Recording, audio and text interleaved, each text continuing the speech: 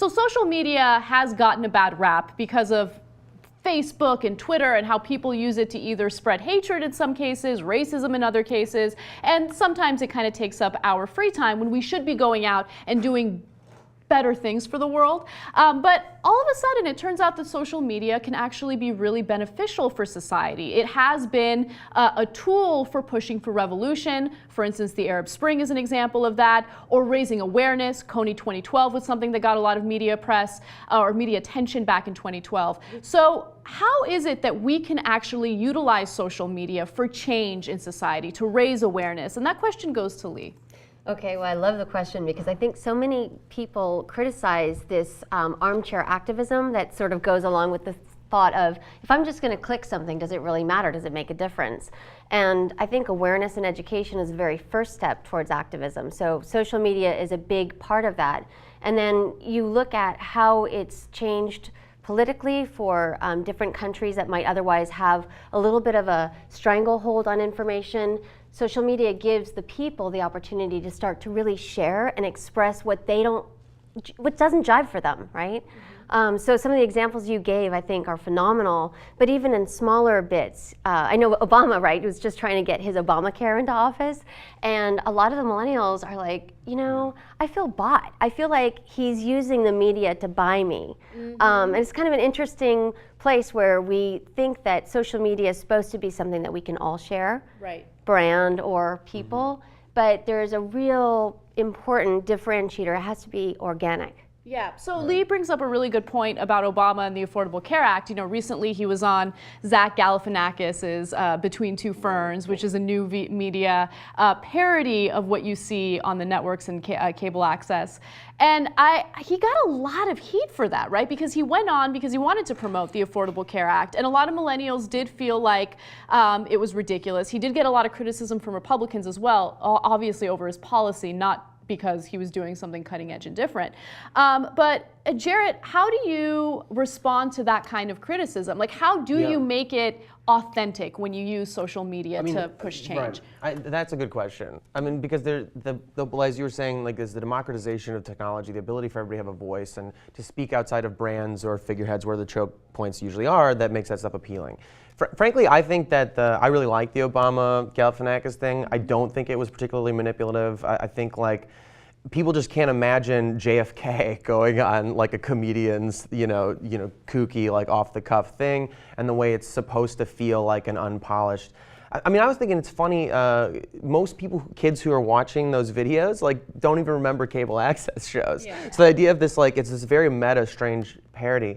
I think that, like, in this country in particular, the infrastructure sort of surrounding a social change is, like, more important than the trigger, than where a voice of the tool of social media in other places might actually have an effective position. Yeah. I think here, the way we interact with social media, with sponsored tweets that you see without asking for them, we assume already that the time has passed. And frankly, being on the inside of it a little bit, the window is closing quickly where like brands and companies don't already own all that stuff. Yeah. So that's how I personally do have a thing about collectivism, that I think that. You think that people are getting pushed out? I think they're getting pushed out, and I think they're less likely to have an organic response or believe in it as an effective medium or an effective agent in change here, whereas other places it might not be so established, because brands and advertisers or whatever are so savvy here that when the government goes and does this thing,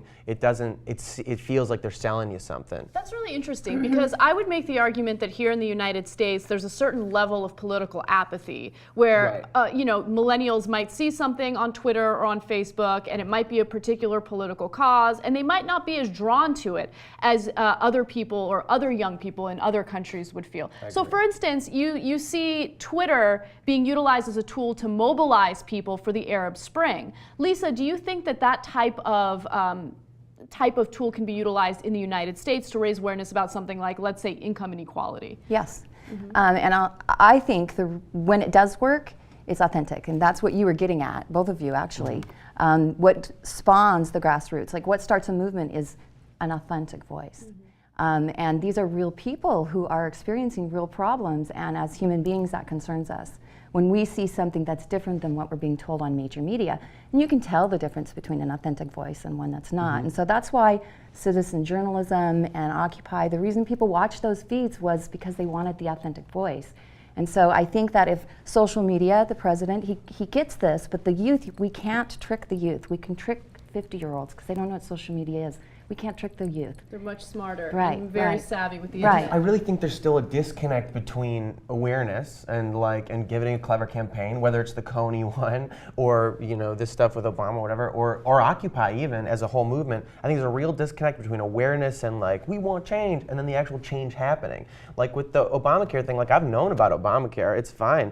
It's still difficult for me as a young guy in my 20s hustling to live to find an extra $250 a month that I have to do now. So I know about Obamacare, I know about the website, but you go and that tax credit doesn't hit till the end of the year, you're forced into this thing. Healthcare is still a huge You don't problem. feel safe, yeah. I mean, At the end of the day, you don't feel safe. But So how authentic is that? But I would make an argument that social media allowed young people to become more informed about the topic and then debate the topic. So not agreeing with the Affordable Care Act is one thing, but being fully educated on it is another. I mean, would you make an argument that social media is allowing us to know more in-depth information on any particular topic? I think it's in-depth absolutely. information is the thing, right? Is it in-depth information? But you it don't is know? because 4 out of 10 adults, or even anyone with internet access, is going to go and use social media to basically get their news. But 80%, Knight Foundation just found out, will still go back to mainstream media to validate it.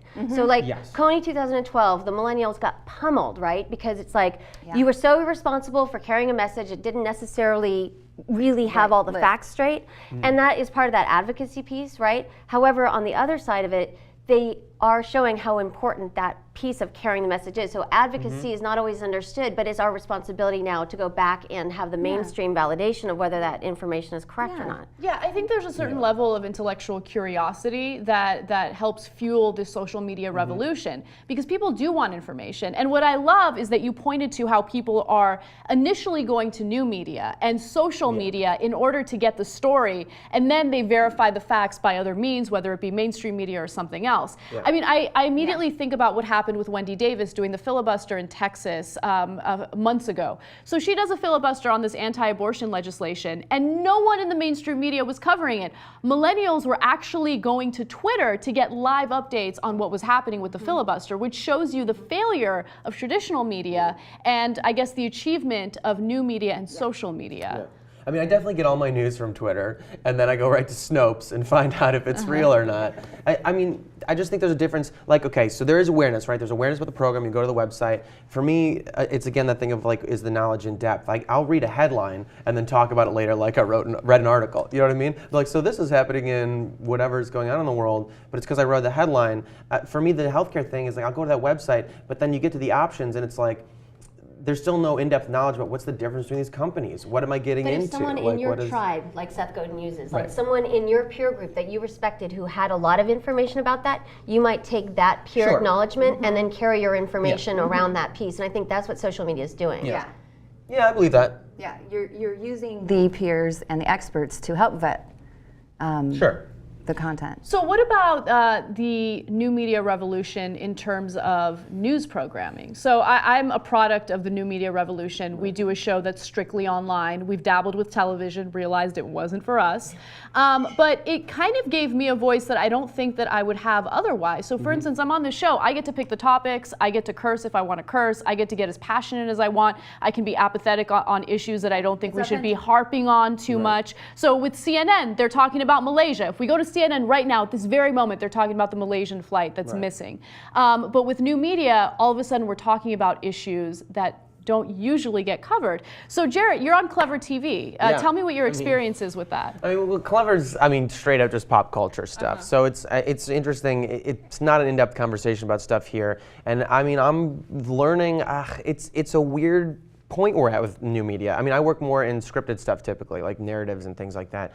And seeing that shift away from, I really see brands swooping in as fast as they can. I think there's still a Wild West thing going on. I think for news outlets in particular, it's a much more authentic place to be speaking from.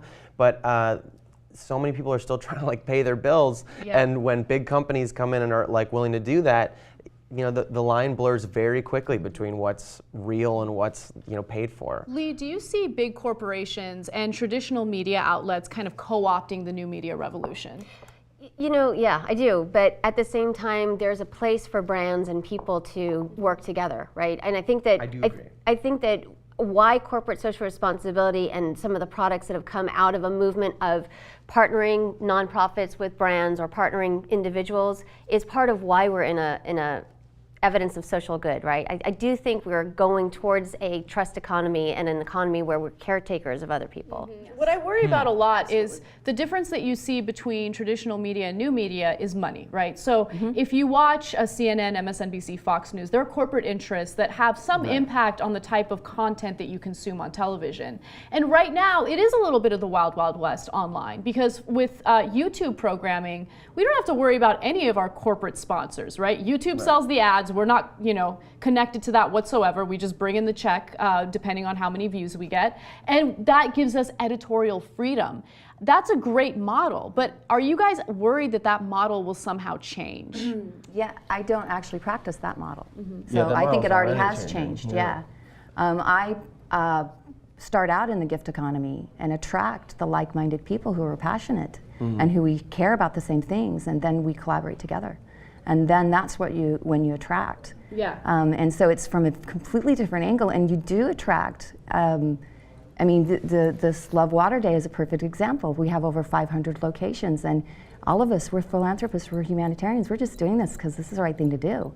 So who can't join that? So you have like-minded people funding whatever project it is that you're working on, which makes sense. And we do that too with the Young Turks. We're supported by our members. They love our show, and that's what keeps us independent. But I'm more concerned about, let's say, AT&T coming in and saying, hey, you know what? You guys have a lot of viewers. We want to sponsor you, or we want to pay you for advertisement.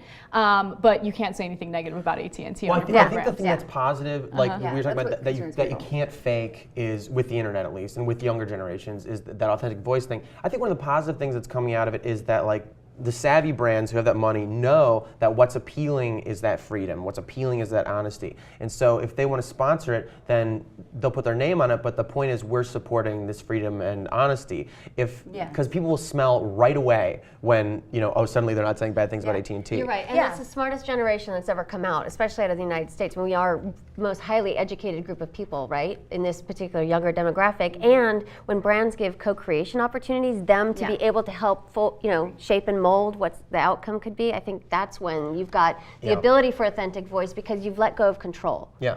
The thing is, I think also brands are getting savvier, and we're just going with brands, or companies, whatever. And it's good and bad. Like, I think sometimes I think like some of the most moving little bits of like narrative or story are coming out in advertisements.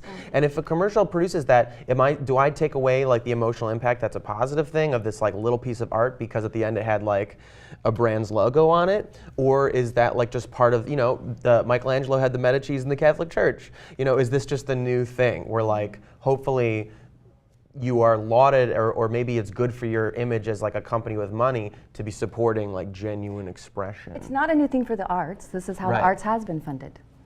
Yeah. Well, I love this topic. I think it's really important to use all the tools that we have to push social change, especially when we're dealing with economic issues, when we're dealing with issues of discrimination. And one thing that I will say is Occupy used social media in order to spread their word. And honestly, they changed the discourse of the country, which was absolutely incredible. But at the same time, the government can also use social media in order to violate our privacy. So those same Occupy protesters that were sending out their tweets were targeted by the Obama administration. The Obama administration contacted Twitter and said, hey, you know what? We need the private information of these Occupy protesters, because they wanted to investigate them. So that's a potential downside, or a very clear downside, I should say, of social media that worries me quite a bit. But I love when I see people fired up. I love that people can now go to alternative news sources to get their information, like people that are watching this right now. And hopefully it will push for more social change here in the United States and abroad.